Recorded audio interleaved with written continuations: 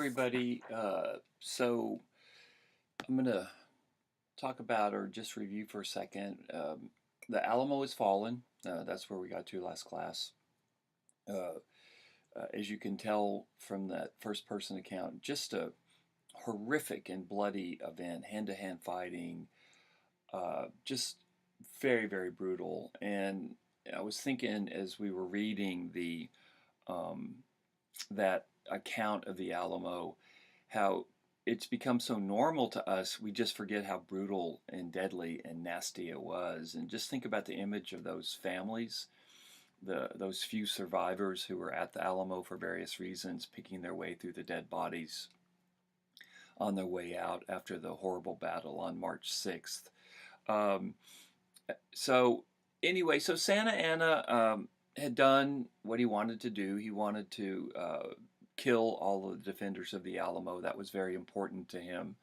Um, as I said on Tuesday, he was when he came up from central Mexico, he had issued the Tornel Decree, and Tornel was his attorney general.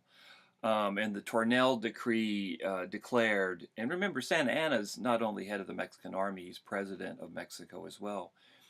The Tornel Decree declares that anybody fighting his army would be subject to immediate execution without trial, without mercy. And Tornel, the spelling of it's going to be in the outline that I send you all. So Santa Anna, from his point of view, did what he wanted to do. But one of the things we know from the Pena Diary, and this is what makes the Pena Diary so interesting, the key thing about the Pena Diary, which Chris talks about, Pena doesn't care about Davy Crockett. Davy Crockett didn't really mean that much to him.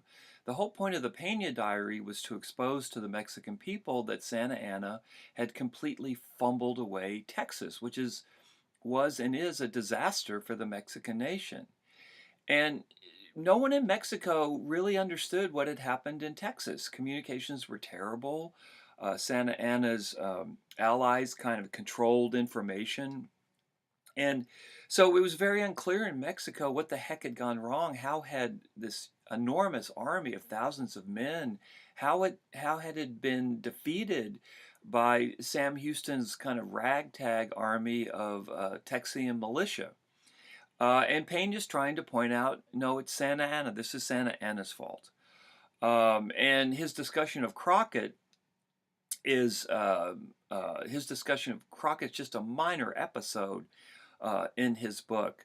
Although I will say, reading it the other day, I was really struck by the role of Davy Crockett in the Esparza account. That it seems as if, according to the Esparza's recollection in 1902, Davy Crockett had really become the leader of the Alamo, much more so than Jim Bowie or William Barrett Travis. And don't forget that once again, in his folks, his people, his friends, his boyhood friends, that were part of his, you might call it a crew, I guess, they also were killed at the Alamo as well. Between 8 and 10 Tejanos die at the Alamo as well. It's not just Anglos. But anyway, it seems as if Davy Crockett he was the leader of the Alamo. And as I said, it's to this day it's unclear if Davy died that day or the next day. I think he comes across as a very admirable person. He spoke Spanish to the Tejanos, which is very interesting to me and kind of a surprise. But the sad thing is, however Davy died, he died horribly, whether he died in the fight itself or the next day. He is someone that I think we can admire, and we can mourn his death. It was horrible whenever it happened. Okay, so the Alamo has fallen, and Mexican soldiers, the soldiers of Santa Anna's Mexican army, instead of being happy about how things had gone down, they were furious at Santa Anna. Santa Anna had not waited for his heavy artillery, his cannon, to come up. The cannon were the last thing that arrived in San Antonio because they were so heavy and because they had to be pulled by mules and horses. The infantry got there first and the cannon got there last. And Santa Anna didn't really want to wait for the cannon. He didn't want to force the Texans to surrender. He wanted to kill them all. So as Pena points out, many Mexican soldiers were very, very angry at Santa Anna because he had not waited for the cannon to arrive.